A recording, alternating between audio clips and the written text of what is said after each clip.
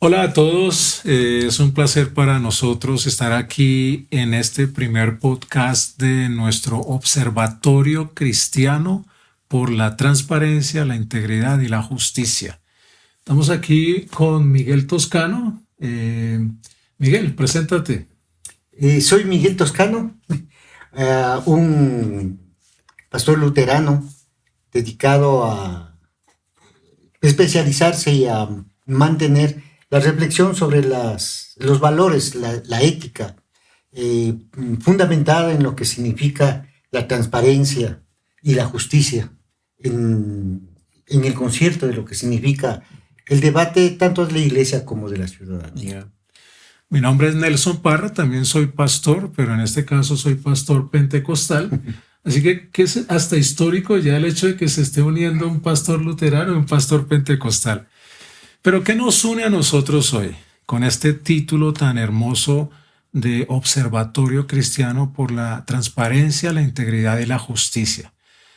Y creería yo que, Miguelito, esto nace por la gran preocupación que nos abarca a todos el tema de la corrupción, no solamente en el Ecuador, sino también en toda Latinoamérica.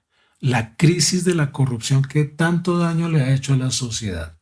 Entonces nos reunimos un grupo de personas convocados por distintas instituciones, pastores, párrocos, obispos, monjas, todo lo que usted se pueda imaginar, que coincidimos en esta preocupación y que hicimos un acercamiento. Yo personalmente fui invitado después de...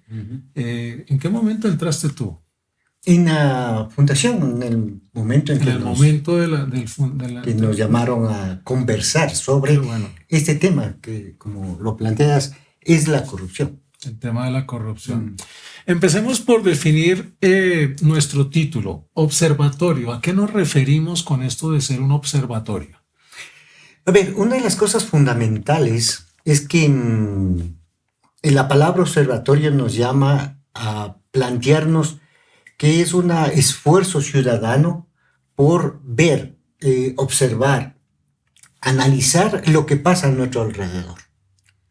Y plantearnos desde la iniciativa ciudadana una acción colectiva para reflexionar al mismo tiempo sobre las causas y las consecuencias de un hecho determinado. Y lo que nos ha conjugado a todos es el tema de la corrupción, que se vuelve hasta cierto punto un tema insalvable o a veces incuestionable. Claro, pero cuando decimos observatorio no nos referimos a estar vigilando a todo el mundo, sino más bien a acompañar los procesos eh, que los hemos dividido en 4 plataformas importantes que consideramos se constituyen en los frentes a los cuales cada área de nuestra sociedad debe observar, acompañar y aportar. Uno de esos primeros plataformas es la iglesia.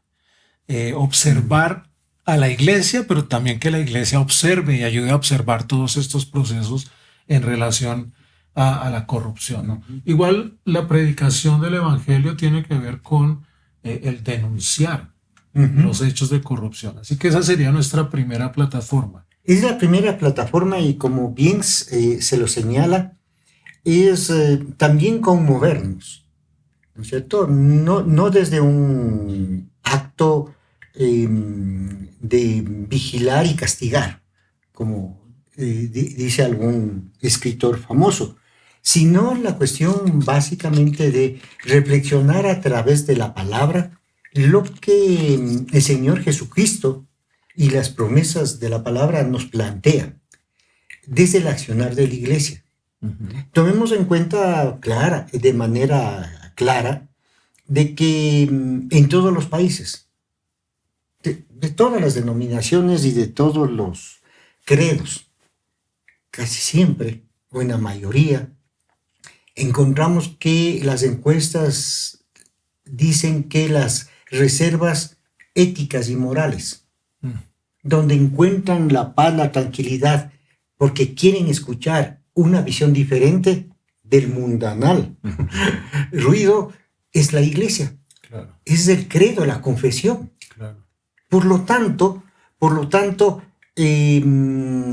ayudarle a caminar a la iglesia para preservar esa columna de reserva ético-moral que tiene y que en su institucionalidad fundamental y esencial no queda conmovida por los elementos particulares y aislados de hechos que transgreden lo que significa la transparencia, la integridad y la justicia. Yo pensaría yo que cuando hablamos de la iglesia como una de las plataformas es ayudarle a la misma iglesia a recuperar esa voz profética que debe tener frente a estos hechos de corrupción. La segunda plataforma, la familia. Qué cosa tan importante, ¿no?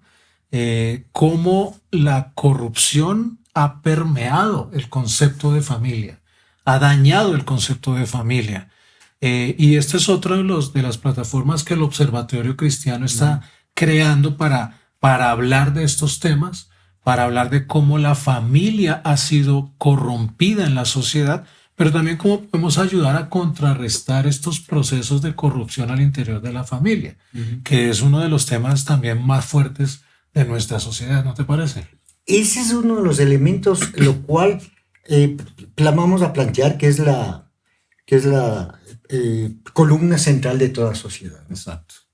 Esa relación de hombre-mujer que hace que se construya o que se aspire a construir una familia, es decir, un ente en donde las relaciones de las personas crean valores. Y fíjate que no estamos hablando del modelo de familia que por muchos años se ha enseñado que es papá, mamá e hijos, no necesariamente eso, porque incluso la misma Biblia, y tú que estás en el ejercicio pastoral, y yo también, me he dado cuenta que en la Biblia hay modelos familiares que no necesariamente se ajustan a lo que nosotros entendemos en la iglesia como un modelo familiar. El caso de José y María, José se entera que María está embarazada y aún así decide adoptar a ese muchachito, coger esa responsabilidad, y ahí nace un concepto de familia. Agar e Ismael cuando estaban en el desierto, una madre soltera con su hijo. El mismo Abraham cuando tuvo que salir de su tierra y su parentela, se fue con su sobrino Lot. O sea, hay un montón de modelos familiares. Permíteme, Ruth y Noemi. Ruth y Noemi, claro, ese es uno de los ejemplos más prominentes de toda la escritura. Entonces, el objetivo del observatorio no es encaminarnos, o mejor, encasillarnos dentro de ese modelo que ha sido mal interpretado bíblicamente, sino que recobrar los valores de la familia, como es el respeto, el amor a los hijos, a los padres, la buena educación moral, los valores de la familia. A eso nos referimos, ¿verdad? Nos referimos exactamente a eso, porque es en el convivir diario de la fraternidad y la confianza, de esa relación familiar, donde se crean, se construyen, se deconstruyen, se recrean los valores que vienen desde los diferentes elementos a los cuales estamos siendo afectados, ¿no es cierto? O influenciados, más claro. La escuela, los amigos, la universidad, el barrio, los vecinos. El internet, todos los computadores, claro. ¿No es cierto? Entonces, esa familia, donde entra en confianza hablarse sobre esos temas que se escuchan directamente. Es en ese vínculo directo, ¿no? Pero hay otra plataforma que el Observatorio Cristiano ha comenzado a desarrollar, y es una de las más fuertes, y es el servicio público. Todo lo que tiene que ver con el servicio del Estado, con quienes se consideran servidores públicos, y cómo la corrupción ha hecho un mello impresionante en esta área de la sociedad. Yo recuerdo que en nuestro vecino país, Colombia, había un presidente, Turbay Ayala, que él era el abuelo del fallecido, del asesinado Miguel Uribe recientemente. Y él una vez dijo una frase que a muchos los pone a pensar. Dijo, tenemos que regresar la corrupción a sus justas proporciones. Porque ya hoy la corrupción es una cosa impresionante en todas partes. Dígame usted, Miguelito, ¿qué gobierno no ha estado envuelto en actos de corrupción? ¿Qué senadores, qué representantes, qué servidores públicos, diputados no están envueltos en el tema de la corrupción? Yo recuerdo incluso cuando yo estaba en la universidad estudiando Derecho, que habían estudiantes, compañeros que venían de las zonas rurales, y uno los escuchaba y su mayor anhelo era graduarse rápido porque ya tenían por ahí sus contratos mal habidos. Así que esa es otra de las áreas que tenemos que trabajar, ¿verdad? El sector público, que es el producto de las relaciones políticas, de las relaciones políticas y de las dinámicas políticas. No podemos pensar un sector público si no es como resultado de ese juego democrático en la sociedad. Hay ganadores y perdedores. Pero el sector público, el Estado en su conjunto, debe funcionar, debe tener unos andariveles en donde se expresan las políticas públicas que los ciudadanos vamos a ser beneficiarios. Claro. Salud, educación, justicia, Contraloría, todo. Pero ¿quiénes hacen funcionar eso? ¿No es cierto? Y hacen funcionar seres humanos que salen de una sociedad en la cual fueron educados, en la cual fueron formados. Y venimos a los dos elementos iniciales que habíamos visto, que fueron influenciados por la iglesia y que fueron influenciados por la familia. Entonces, por lo tanto, cuando un funcionario público está actuando como producto y resultado de un conjunto de valores recibidos que han tenido. O sea, eso me lleva a pensar que el problema de corrupción en el sector público ya es de plano un problema de salud pública. O sea, ya tenemos un problema bastante serio allí. Y el cuarto elemento, la cuarta plataforma que el Observatorio Cristiano, y es muy importante esta, y que creo que es la que nos compete a nosotros, porque tenemos 4 equipos trabajando, para recordarlo, la familia, la iglesia, sector público, y a nosotros que nos compete la parte de formación y educación de la sociedad. Qué importante es este tema, ¿verdad? ¿Y por qué razón? Porque es la forma como el ser humano logra cuestionarse lo que sabe. ¿Para qué te formas? ¿Por qué razón en la familia te educas?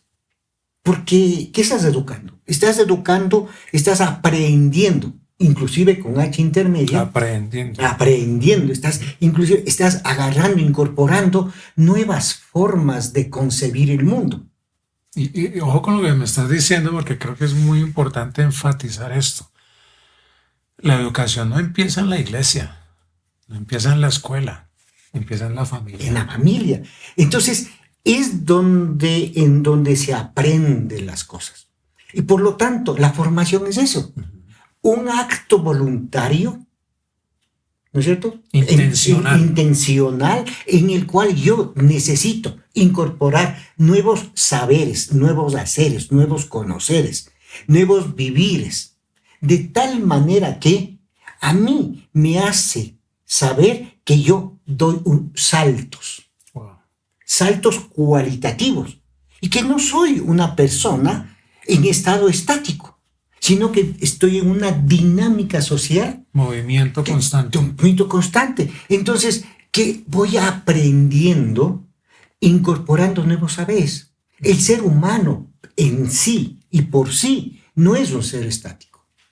Todas las personas no son los mismos cuando tuvieron 15 años a que tienen 40 o 50 años. Exacto. Algo deben haber incorporado de manera empírica, ¿no es cierto? O de de una forma académica, que es donde nosotros queremos incorporar y fortalecer la formación y la educación. Y reiteramos el hecho de que el observatorio lo que quiere es acompañar procesos, no vigilar, porque no somos un ente judicial, No. Simplemente somos un grupo de ciudadanos que queremos acompañar todos estos procesos.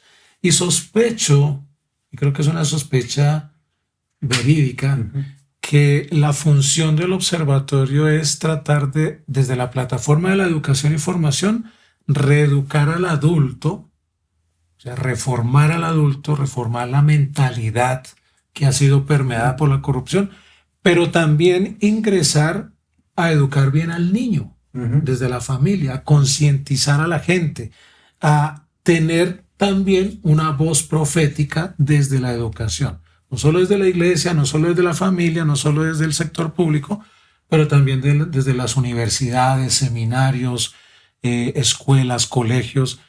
Esto es esencialmente importante. Es importante por cuanto el tema de la corrupción es un tema que debe ser develado y desnudado. Exacto. Porque no debe ser algo en el cual sea una cuestión cotidiana y de la relación personal. ¿Qué significa? No hay problema, los dos sabemos que vamos a hacer un negocio, pero sabemos perfectamente que los dos tenemos que ganar con algo más de lo que está establecido. Y que hay que estar dispuestos también a perder para que el otro se beneficie. Y eso, la pregunta ¿es correcto eso? Entonces ahí vienen los elementos que hemos hablado. En el ejercicio de lo público es el ejercicio del manejo del bien de todos, de la cosa pública. Una acera bien hecha, bien construida, bien diseñada, que pueda durar los años que tenga que durar de acuerdo a los materiales, a la resistencia de los materiales, tiene que durar ese tiempo, pues. Claro. No puede durar exactamente un tercio o un quinto de la resistencia de los materiales. Exacto. ¿Por qué? Porque para abaratar costos del contrato, ¿qué hago? Y ahí la cadena. Pero ¿qué es lo que estamos hablando? Que hay una acera por donde transitan personas que es la cosa pública que fue mal hecha, cuando tiene que ser la mejor hecha. Y me encanta que estemos hablando de este lenguaje, utilizando esta narrativa, porque tenemos que normalizar nuestro lenguaje al respecto de este problema. Para terminar, me gustaría que no dejemos pasar esta oportunidad para que definamos transparencia, integridad y justicia. Sí, perfecto. Creo que es una de las cosas muy importantes respecto a lo que significa eso, ¿no? La integridad para nosotros la definimos como la coherencia entre la fe, la palabra y la acción. Exacto. Vivir sin doblez. Y nos basamos en Proverbios 10:9. ¿Qué dice? El que camina en integridad anda confiado. Excelente. ¿Qué es lo que definimos como transparencia? Rendición de cuentas clara y pública en todo proceso. De hecho, la palabra etimológicamente viene de transparere, que se puede ver a través de. Exactamente. ¿Cuál es el versículo base para nosotros? 2 Corintios 8:21. Procuramos hacer lo bueno, no solo delante del Señor, sino delante de los hombres. Transparencia. Justicia. Nuestra definición. Defensa de lo correcto, equidad y reparación para los vulnerables. Wow. El versículo Miqueas 6:8. Practica la justicia, ama la misericordia y camina humildemente con tu Dios. Yo recuerdo cuando estudiaba Derecho que vimos en alguna oportunidad la definición de justicia de Ulpiano, un jurista del siglo II. Decía que la justicia es darle a cada cual lo que le corresponde en derecho, pero colocando también de lo mío para que el otro sea lo que quiere y debe ser. Mm. Y más desde la justicia cristiana, que Jesús no solamente dice que le demos a todo el mundo lo que, dar al César lo que es del César y a Dios lo que es de Dios, no, sino que Él va más allá. Él mismo se despojó a sí mismo, se hizo pobre, se negó, vivió por nosotros. Y me gustan mucho las palabras del apóstol Pablo allá en segunda de Filipenses que dice, haya pues en vosotros este mismo sentir que hubo también en Cristo Jesús. Así que este es el Observatorio Cristiano por la Transparencia, la Integridad y la Justicia. Este es nuestro primer podcast para este tremendo esfuerzo para que comencemos a normalizar el diálogo acerca de este tema y empezar a poner el grano de arena a través de nuestra voz profética, no solo como iglesia, como instituciones. Y debo mencionar también, Miguel, que aquí está involucrada las sociedades bíblicas, está el Semisud como institución teológica, Tearfund, perdón, que también es una organización que hace unos aportes tremendos para que podamos hacer una realidad todos estos esfuerzos. Así que ha sido un placer dialogar contigo, Miguel. Gracias, Nelson, y hacer una invitación a todos. Claro, ¿cierto? Sí. Saber de que lo que acabamos de hacer es un signo de fe y esperanza. Así es. No vamos a poder caminar si no nos damos la mano de manera sincera y fraterna. Solamente dándonos la mano podemos combatir esta lacra que no es normal. Un cáncer. Que es un cáncer y que tiene que ser erradicado. Exacto. Cuando nos han dicho de que no hay cómo hacerlo, porque es normal. La mordida, la tajada, la zapada, la mano extendida para que abogados, técnicos, teólogos, biblistas, pensadores de la academia puedan juntarse a nosotros y caminar en este observar, en esta forma de hacer ciudadanía con la relación que mantenemos con Jesús. Amén. Y con Dios. Así todas sus formas. Así que todos están invitados, esto apenas comienza, así que se vienen cosas gigantes, abróchense los cinturones porque vienen curvas. Dios los bendiga, que Dios nos bendiga. Amén. Saludos.